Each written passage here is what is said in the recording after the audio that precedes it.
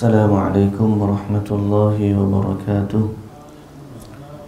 Bismillahirrahmanirrahim. Alhamdulillahi rabbil alamin.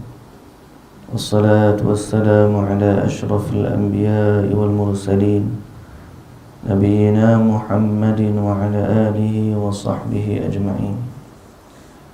Rabbi shrah li sadri wa yassir li amri wahlul 'uqdatan min lisani yafqahu qawli, amma ba'du.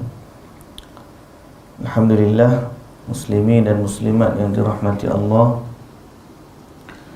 Pada pagi ini kita sambung lagi surah Al-Baqarah. Hari ini kita baca ulang balik ayat yang sebelumnya yang kita dah baca semalam. Itulah kita baca dari muka surat 33 dari juzuk yang kedua. Hari ini bermula dari ayat 213.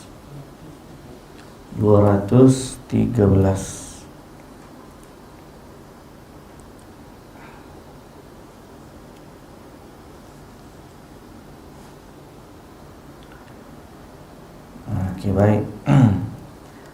A'udzu billahi minasy syaithanir rajim.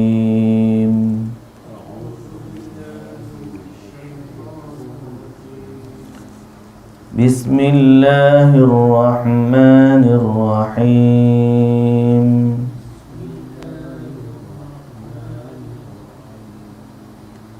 Kana an-nasu ummatan wahidatan fab'atha Allah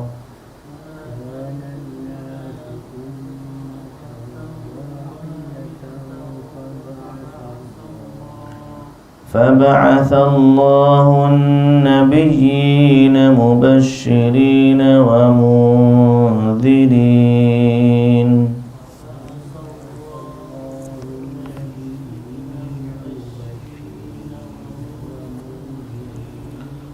وأنزل معهم الكتاب بالحق ليحكم بين الناس فيما اختلفوا فيه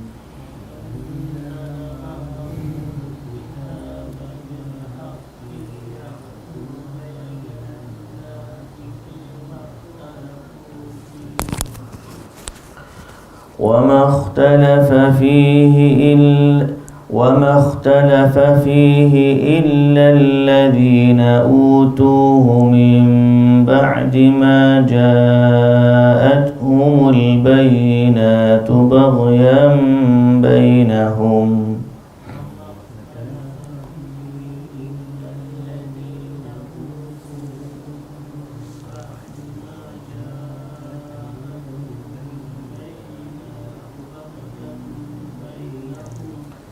فهدى الله الذين آمنوا لما اختلفوا فيه من الحق بإذنه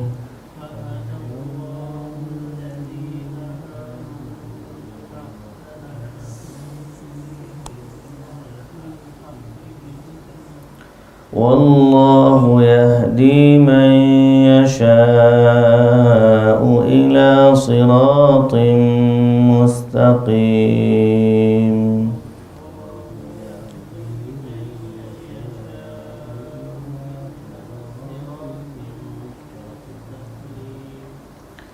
أم حسبتم أن تدخلوا الجنة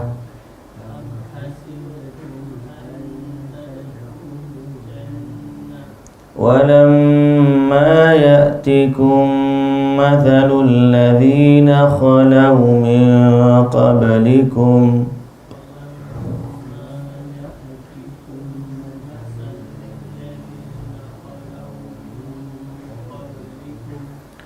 مستهم البأساء والضراء وزلزلوا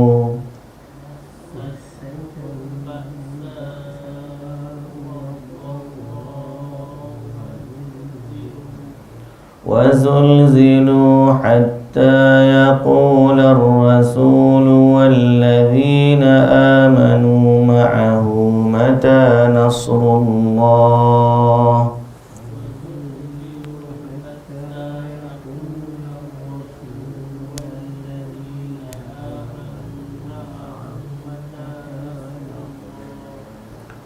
ألا إن نصر الله قريب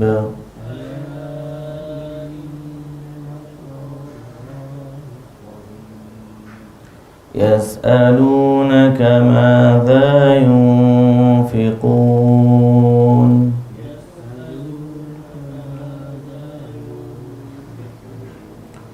قل ما أنفقتم من خير فللوالدين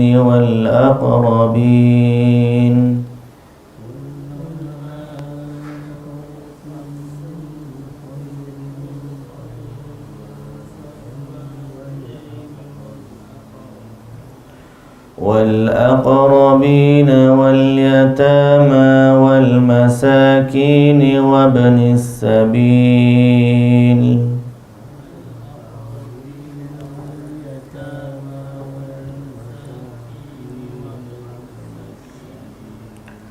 وما تفعلوا من خير فإن الله به عليم.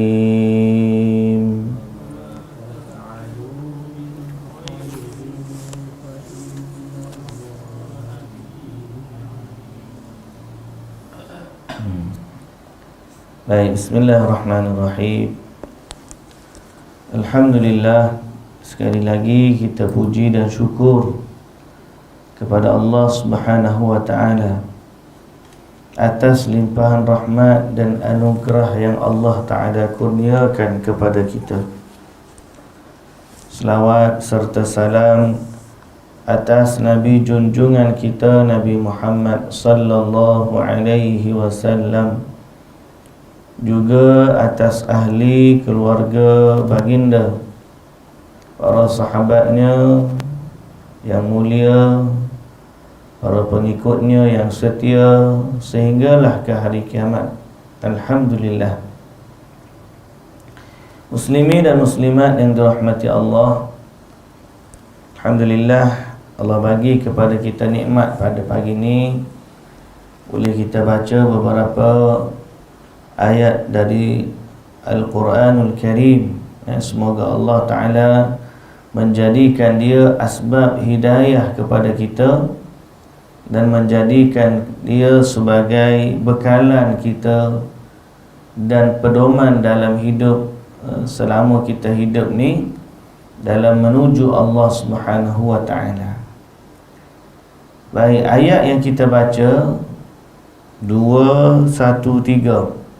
Ayat ni kita dah terjemah dah sedikit semalam, di mana kandungan ayat ini Allah Ta'ala sebut dulunya manusia ni satu umat, semuanya beriman kepada Allah. Selama berapa lama? Daripada Nabi Adam alaihissalam sampailah Nabi Nuh. Zaman turunnya Nabi Nuh itu adalah zaman di mana orang mula menyembah selain dari Allah Subhanahu wa taala. Maka Allah Subhanahu wa taala matikan. Setelah daripada itu berlaku banjir, binasalah kaum Nabi Nuh. Yang selamat Nabi Nuh. Setelah itu beberapa kurun berlaku pula apa yang berlaku. Ada pula orang yang sesat, Allah hantar pula Nabi seterusnya, dan dibiasakan orang-orang yang tidak beriman. Setelah itu tinggallah yang beriman meneruskan kehidupan. Setelah beberapa generasi keluar pula yang tidak beriman. Lalu Allah Ta'ala turunkan atau wahyukan pula, lantik seorang menjadi rasul di kalangan hamba dia, dan mengajak mereka kembali kepada Allah Subhanahu wa ta'ala. Inilah kitaran dia, kitaran yang berlaku, bahawa apabila manusia jauh dengan Nabi mereka, maka mereka makin terpesong daripada agama. sampailah kepada Allah Ta'ala turunkan kepada Nabi Muhammad sallallahu alaihi wasallam Alkitab. Dan bila turun Alkitab, tujuan Alkitab adalah untuk memberikan keputusan apa yang mereka perselisihkan, dan tidaklah mereka perselisihkan, tidaklah mereka berselisih setelah datangnya kepada mereka petunjuk dari Allah, melainkan disebabkan dengki yang ada di dalam hati. Lalu Allah Ta'ala kata fahadallah, yang ni kita nak sebut semalam. Fahadallah lima ikhtalafu fihi minal fahadallahu alladhina amanu. Maka Allah pun bagilah hidayahnya kepada siapa? Kepada orang yang beriman. Dengan kitab ini Allah Ta'ala bagilah hidayah kepada orang-orang yang beriman. Dan umat Nabi Muhammad ni alhamdulillah terpandu dengan hidayat yang begitu agung. Disebut di dalam hadis dari Abi Hurairah radhiyallahu anhu berkaitan dengan ayat fahadallahu alladhina amanu lima ikhtalafu fihi minal haqqi biidnih. Kata Nabi sallallahu alaihi wasallam, nahnul akhirun nahnul akharuna al-awwaluna yaumal qiyamah. Kita ni yang terakhir, tapi yang terawal di hari kiamat. Nahnu awwalun nasi dukhulan al-jannah. Kita orang Islam ni juga yang akan pertama masuk syurga. Kita terakhir dalam panggil kronologi dunia. Tapi bila sampai hari akhirat, yang pertama akan dihitung oleh Allah. Yang pertama juga akan masuk syurga. Baida annahum utul kitaba min qablina wa utinahu min ba'dihim. Walaupun mereka tu dapat kitab lebih dahulu daripada kita, dan kita ni kemudian daripada mereka, walaupun macam tu, Allah Ta'ala bagi kepada kita umat Islam ni petunjuk kepada hidayah yang agung dengan izin Allah.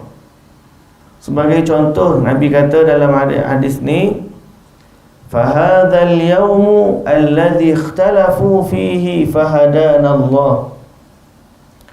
Maka hari ni itulah hari Jumaat, hari yang diperselisihkan pada mereka dari kebenaran. Maka hari ini Allah bagikan hidayah kepada kita untuk jadi hari kebesaran Islam. Adapun Nasrani adapun Yahudi dia ambil hari Sabtu, dan Nasrani dia ambil hari Ahad. Padahal dia datang dulu, tapi dia dapat bahagian, kita yang dapat bahagian utama. Ini antara nikmat hidayah yang Allah bagi. Kalau tidak kerana hidayah Allah, kita pun tak tahu hari Jumaat tu hari yang begitu agung, hari yang begitu mulia, hari yang padanya mustajab doa, hari yang padanya ada perhimpunan agung di kalangan manusia pada solat Jumaat. Kenapa? Kerana Allah bagi hidayah. Orang Yahudi, Nasrani dia datang dulu, tapi dia tak dapat pada hidayah ni. Allah bagi kepada dia hari lain. Dan begitulah juga pada perkara-perkara lain. Disebut dalam tafsir bab qiblat, mereka selisih bab qiblat. Orang Nasrani menghadap belah timur, orang Yahudi menghadap belah Baitul Maqdis. Lalu Allah Ta'ala bagi hidayah kepada Nabi SAW supaya kiblatnya adalah Kaabah. Hidayah. Ada orang cara nak semayang khilaf. Ada orang salat daripada kiblat tadi, dia salat sekadar rokok dia, tak ada sujud. Ada sebahagian pula sujud saja, tak ada rokok. Lalu Allah Ta'ala bagikan hidayah akhirnya di kalangan orang yang beriman. Ada yang jadi apabila kita salat, kita rukuk dan juga kita sujud. Lain daripada tu, ada orang salat dia bercakap, ada orang salat dia berjalan. Lalu Allah Ta'ala bagi hidayah kepada umat ini supaya janganlah salat itu mereka bercakap, dan janganlah salat dalam keadaan berjalan. Begitu juga puasa. Contoh lagi, contoh ada orang puasa ni intermediate fasting dia panggil. Apa panggil intermediate fasting? Betul ke saya sebut? Puasa di waktu malam ke puasa berapa jam? Puasa lah untuk kesihatan. Ada orang puasa sebahagian daripada siang, ada orang puasa sebahagian daripada malam, ada orang puasa dari beberapa makanan. Ada juga puasa ni puasa ini tak boleh makan daging, makan benda lain boleh. Akhirnya puasa dia tu tak makan daging je. Lalu Allah Ta'ala bagi kepada orang Islam hidayah, iaitulah meninggalkan makan dan minum daripada terbitnya matahari, daripada terbitnya fajar sampai terbenamnya matahari. Hidayah. Kalau Allah Ta'ala tak bagi hidayah ni, kita pun tak tahu nak buat lagu mana. Kita pun tak tahu nak puasa macam mana. Fahadallahu li ummati Muhammadin, fahadallahu ummata Muhammadin sallallahu alaihi wasallam ilal haq. Lalu Allah Ta'ala dia kata dah, dia bagi kepada umat ni petunjuk kepada kebenaran. Lagi contoh, Yahudi dakwa Nabi Ibrahim ni Yahudi.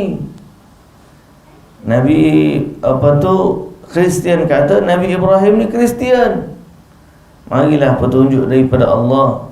Makana Ibrahimu Yahudiyan wala Nasraniyya. Tidaklah Nabi Ibrahim tu seorang Yahudi, bukan. Dan bukanlah Nabi Ibrahim tu juga seorang Nasrani, bukan.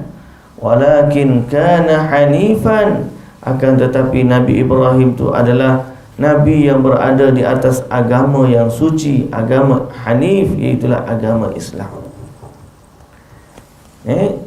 Jadi mereka tu dakwa macam-macam, Allah bagi kepada kita petunjuk jawapan. Mereka khilaf pasal Nabi Isa. Ada kata Nabi Isa mati, ada maksud Nabi Isa tak mati. Allah Ta'ala bagi hidayat. Allah Ta'ala kata Nabi Isa tak mati, Allah angkat dia ke langit untuk diturunkan pula di akhir zaman. Jadi kita ni sebagai orang beriman, sebab itulah sebelum ni saya sebut, berdampinglah dengan Al-Quran.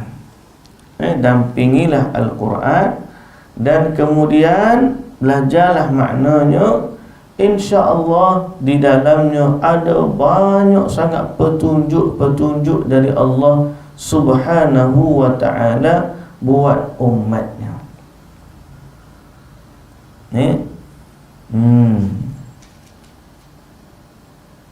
Sehingga Nabi Isa AS lagi bukan sekadar dia khilaf waktu dia meninggal, mati.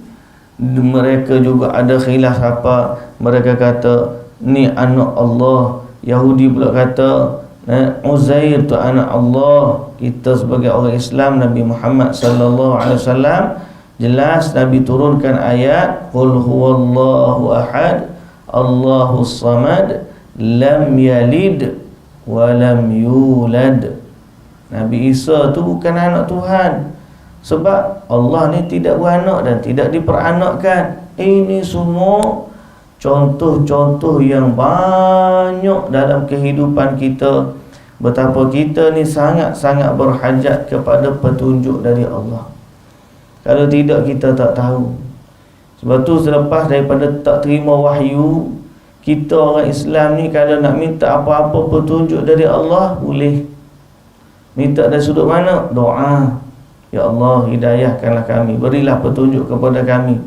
Kalau tak tahu nak buat pilihan, ada solat istikharah, minta petunjuk daripada Allah. Salah satu daripada sifat kita minta petunjuk adalah dengan doa.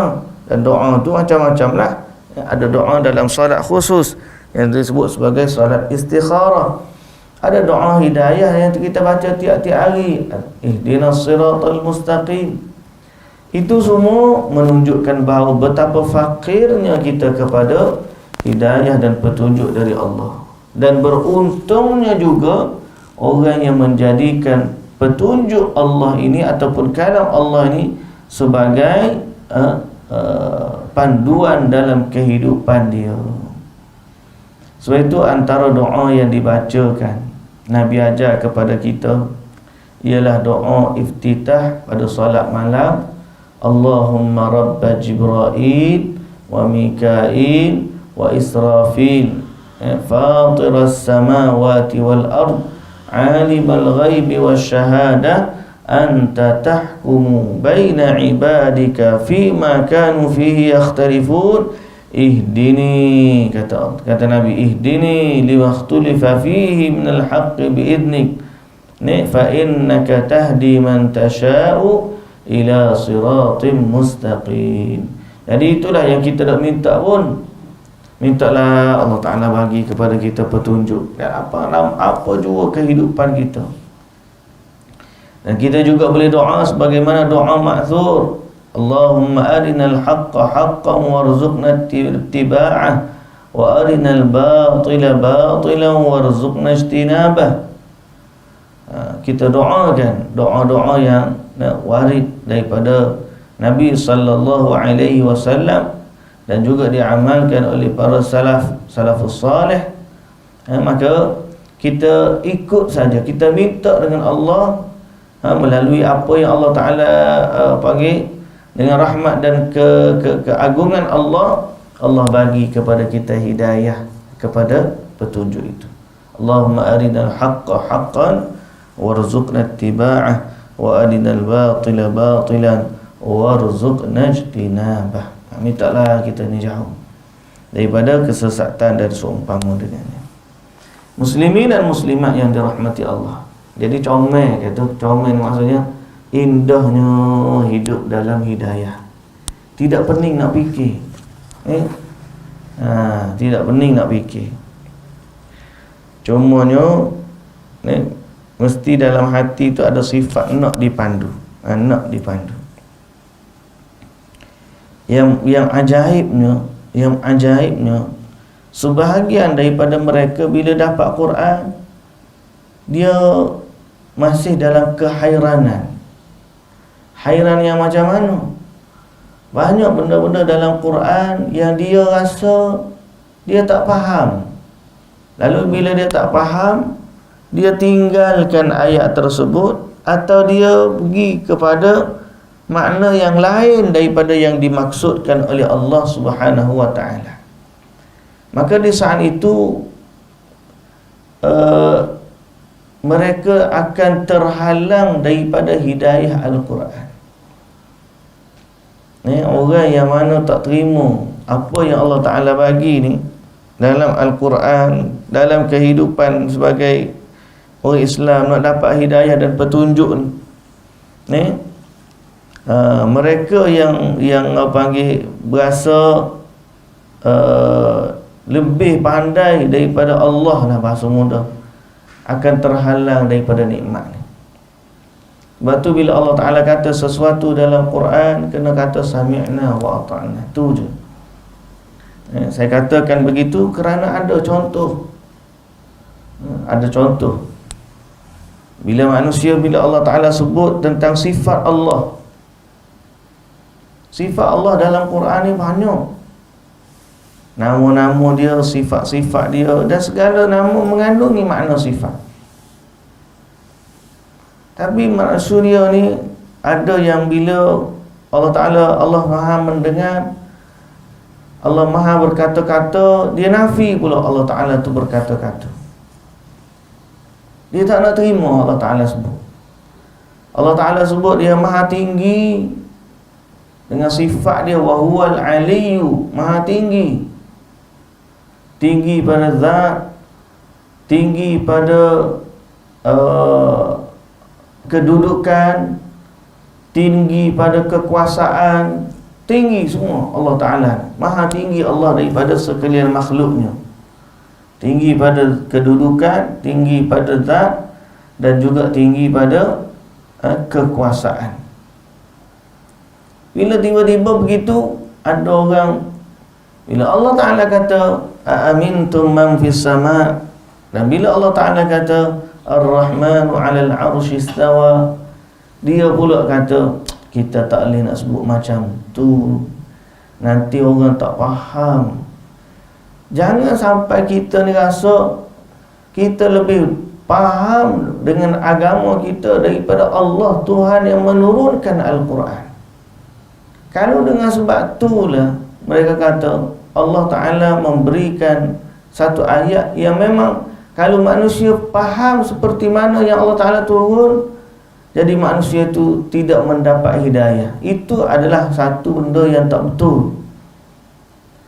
Hak paling betul ialah Allah Ta'ala kata macam mana, begitulah kita beriman dengannya. Jadi sebab tu saya katakan sekali lagi, jangan sampai orang ni dia menolak Allah, menolak Rasul, menolak Alkitab, dan menolak detail-detail sifat yang ada dalam Alkitab. Jangan walau sedikit pun. Jangan. Kita beriman dengan dia. Kalau Allah Ta'ala kata dia maha tinggi di langit, aamintum man fis sama', Allah ni dia tinggi, dan man fis sama', dia berada di langit, tinggi di langit. Jangan pula kita kata tak boleh kata macam tu. Tak. Sami'na wa ata'na. Kadang-kadang kita lupa ayat Quran ni kan dia adalah ayat tentang keimanan. Kefahaman dengan Quran ni duduk di ranking nombor 2 setelah iman. Nombor 1 sekali kena iman. Faham tak faham apa yang Quran bagi tahu tu, kalau kita mampu faham dengan akal kita, fahamlah dia. Kalau kita tak mampu faham dengan akal kita sampai dah limit dah, maka berhenti di situ. Fahamilah Quran sekadar yang kita mampu, dan selebihnya kita serahkan kembali kepada Allah Subhanahu wa ta'ala. Ini akidah kita dan ini iman kita. Dalam mencari hidayah dan petunjuk, jangan sekali-kali mengingkari apa yang ada daripada petunjuk.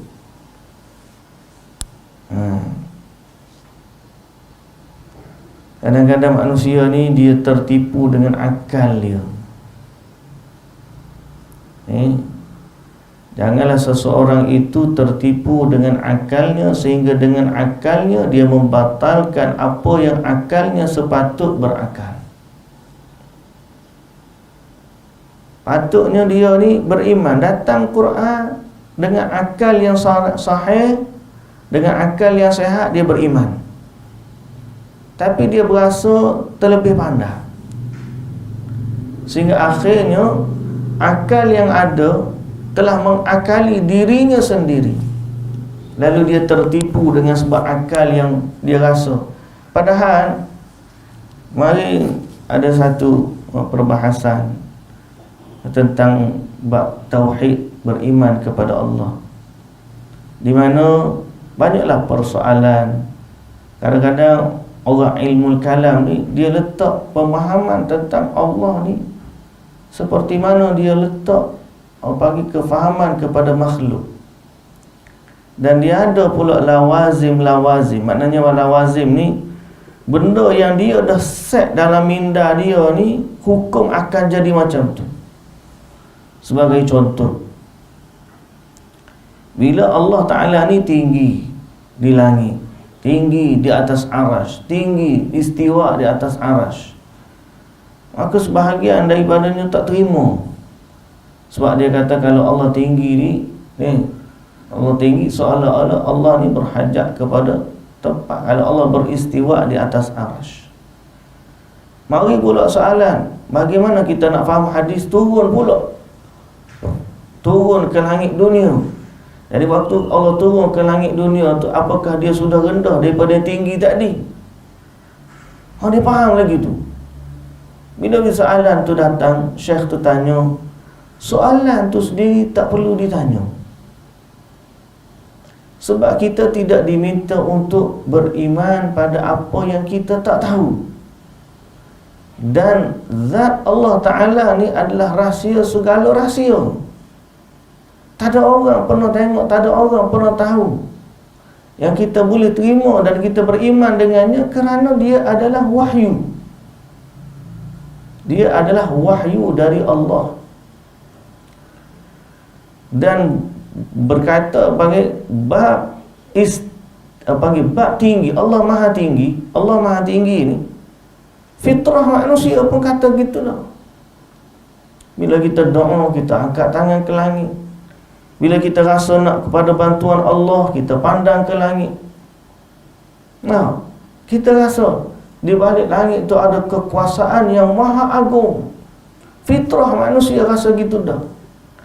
Mari pula dengan nas Al-Quran yang menunjukkan bahawa Allah Maha Tinggi dan kedudukannya di langit. Tinggi kedudukannya, tinggi kekuasaannya dan tinggi pada zatnya. Itu Allah kata. Tiba-tiba ada orang tanya, adapun istawa ni istiwa. Bahasa kita ni bersemayam, kita terjemah bersemayam. Istawa ni seorang raja bersemayam di atas singgah sananya. Tapi bila kita nak banding, ada setengah jadi kalau Allah beristiwa di Arasy, waktu berada di turun langit dunia. Jadi Allah turun tu rendahlah jadi. Syekh kata soalan tu tak boleh tanya. Sebab apa? Sebab dia di luar daripada hukum alam kita. Sehingga ada orang pula bertanya, kadang-kadang orang tanya gini nak. Dia kata, kalaulah Allah Ta'ala turun langit dunia ni pada sepertiga akhir malam. Sepertiga akhir malam tempat kita ni, waktu ni. Sepertiga akhir malam tempat dia, lagu tu. Dan kalau kita pusing langit dunia ni, tak habis-habis sepertiga akhir malam. Nah, masa kita pukul 5, contohnya seperti akhir malam tadi pukul 2, GMT kita nak banding dengan Mekah 5 jam. Tengah-tengah tu ada hak 4 jam, ada hak 3 jam, ada hak 2 jam, ada hak 1 jam. Bermakna selama-lamanya akan duduk di langit dunia lah. Dia duk fikir lagu tu. Dia duk fikir kaedah seperti mana manusia dan makhluk tu turun. Jadi saya kata soalan tu tak perlu tanya tu. Nak tanya apa? Sebab kalau kita nak jawab, memang kita tak boleh nak jawab. Sebab tak ada orang tahu bagaimana sifat dan bagaimana kaifiatnya sifat turun pada Allah Ta'ala. Sebab turun pada makhluk lain, turun pada Allah lain. Istawa pada makhluk lain, istawa pada Allah lain. Allah ni laisa kamitslihi syai'un wa huwa as-sami'ul basir.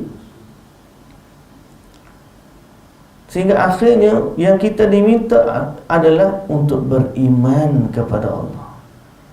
Dan jangan kita lupa bahawa ayat-ayat macam ni juga sebenarnya ujian dari Allah untuk tengok siapa di kalangan manusia yang beriman dan patuh serta tunduk dengan sepenuh jiwa dan raga terhadap ayat-ayat Allah. Alif Lam Mim, siapa tahu makna dia? Tak ada tahu. Tapi kita beriman bahawa dia adalah satu dari ayat-ayat Al-Quran.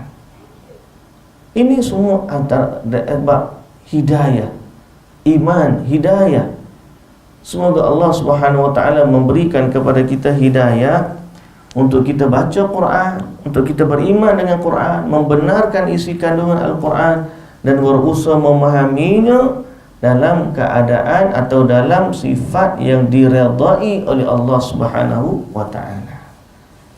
Jadi berkaitan dengan ni, inilah vehikel kita menuju ke alam ghaib adalah Al-Quran, adalah wahyu. Vehikel kita menuju alam ghaib.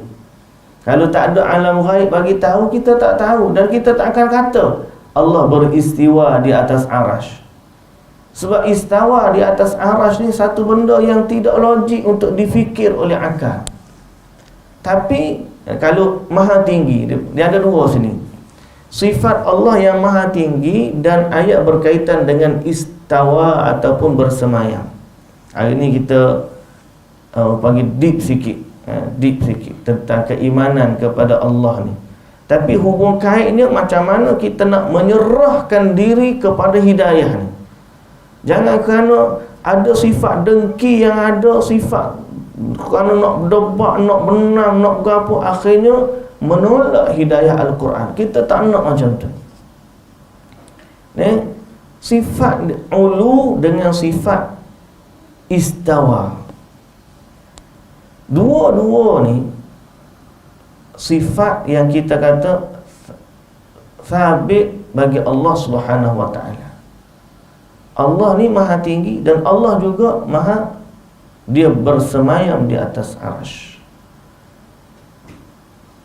Ulu, sifat maha tinggi ni sabit dengan fitrah, sabit dengan akal, dan sabit dengan as-sam', yakni dalil Quran dengan sunnah.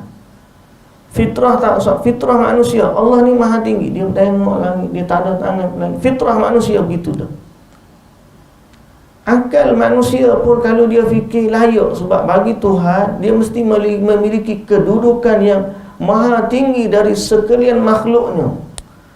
Takkanlah seorang raja nak duduk di bawah daripada rakyat dia, mustahil. Mestilah seorang raja duduk di atas daripada rakyatnya. Akal pun kata macam tu.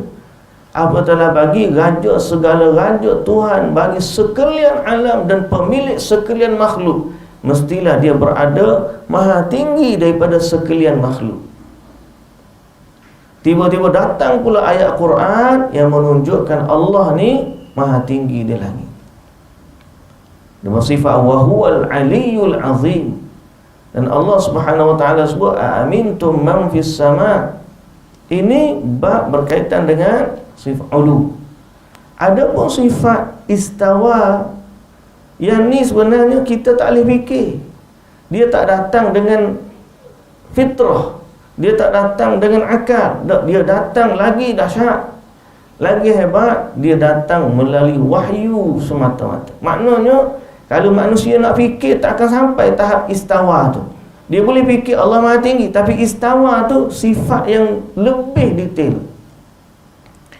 Cuma nak detail setara mana kita mampu pergi, tak mampu. Kita hanya pergi sampai ke tahap aku beriman bahawa Allah itu beristiwa di atas arash, tetapi bagaimana Allah beristiwa itu semua hanya Allah Ta'ala yang tahu. Aku hanya beriman kepadanya.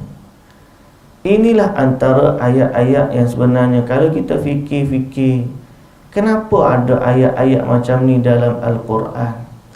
Takkanlah Allah Ta'ala sengaja nak letak supaya kita tak faham. Tak.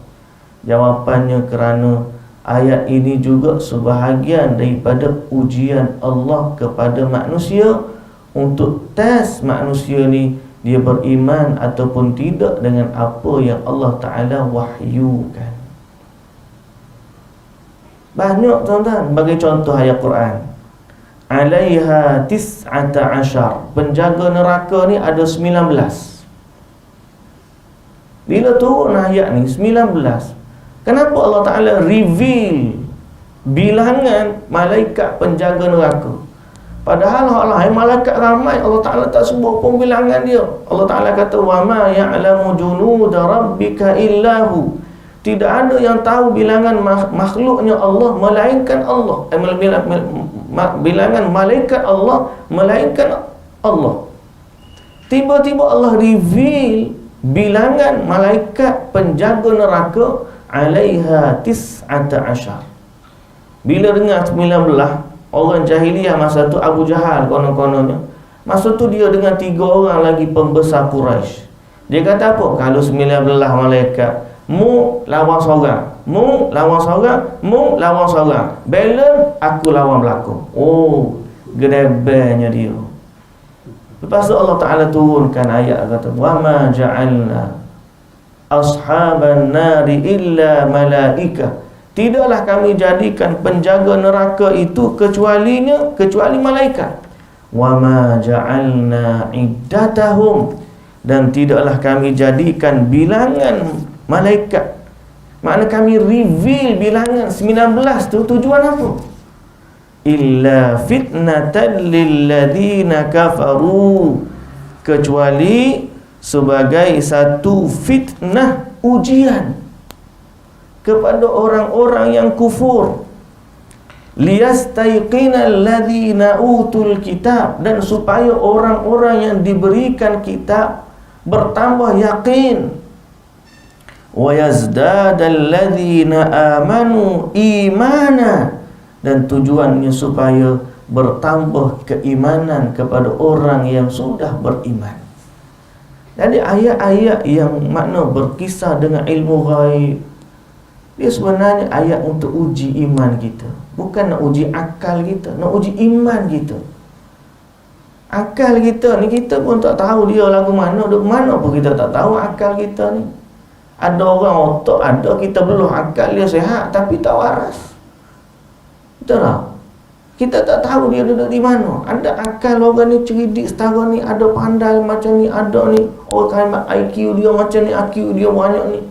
Kita tak tahu dia. Akal kita pun dah jadi rahsia yang kita tak tahu. Roh kita pun kita tak tahu rahsia. Tapi ayat-ayat Quran ni sebenarnya sebahagian daripada ayat, selain daripada dia memandu kita, tapi dia juga adalah ujian keimanan kepada kita. Bahawa dalam perkara yang akal tak mampu nak menakulnya, kita beriman pada apa sahaja yang Allah bagi tahu.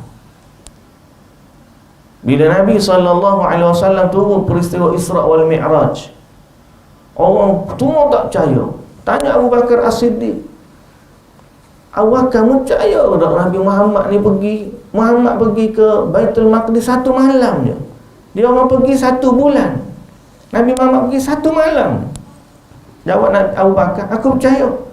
Hai, tak kamu percaya? Kata dia, aku percaya pada khabar yang lebih besar daripada tu. Aku percaya, aku beriman kepada dia, kepada khabar yang datangnya dari langit. Maknanya ayat-ayat Al-Quran, kalau kita nak dapatkan hidayah dengan Al-Quran, syarat dia ialah bukalah hati kita, beriman dengan dia nombor 1 sekali. Nombor 1, berimanlah dengan ayat-ayat Al-Quran. Seperti mana Allah Ta'ala wahyukan, begitulah kita beriman. Dan mana yang kita faham, beramal dengannya. Mana yang akal kita tak mampu nak faham, terutamanya dalam bab-bab perkara gaib, kita serahkan urusan tu kembali kepada Allah. Tapi dalam masa yang sama, insya-Allah Allah bagi kepada kita kefahaman. Hatta untuk menyerahkan urusan kepada Allah tu pun salah satu bentuk kefahaman.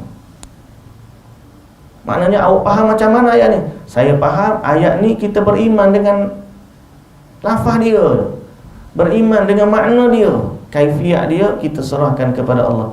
Itu salah satu bentuk kefahaman. Cuma kadang-kadang syaitan ni dia suruh kita pergi lagi tanya lagi. Akhirnya kadang-kadang dengan akal manusia tertipu dan mengakali dirinya sendiri. Ini sebab tu dalam bab hidayah ni sangat-sangat penting. Saya dalam bab ni muslimin dan muslimat yang dirahmati Allah, kita bukanlah orang yang alim, kita bukanlah orang yang pandai, tapi jadilah orang yang hatinya tunduk dan berserah kepada Allah. Kerana kepandaian kita ni memang ada limit pun, terhad.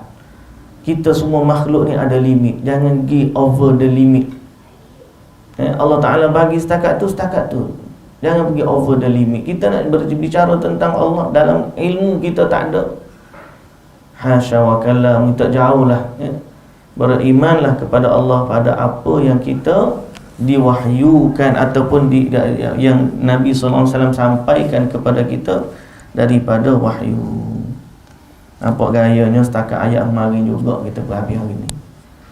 InsyaAllah ada rezeki panjang umur, kita sambung ujian dalam bentuk musibah pula.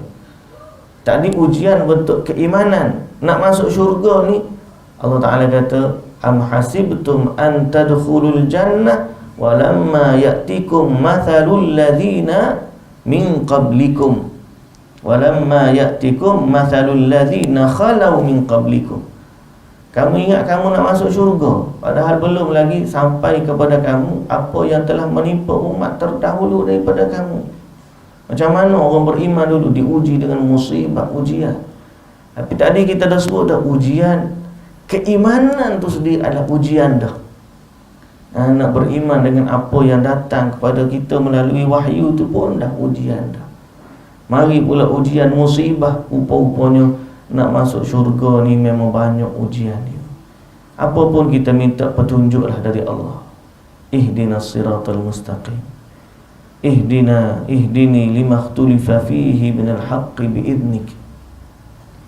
Minta hidayah sungguh. Allahumma waffiqna lima tuhibbu wa tarda wa khudh binawasina ilal birri wat taqwa. Allahumma arinal haqqa haqqan warzuqna ittiba'ah wa arinal batila batilan warzuqna ijtinabah.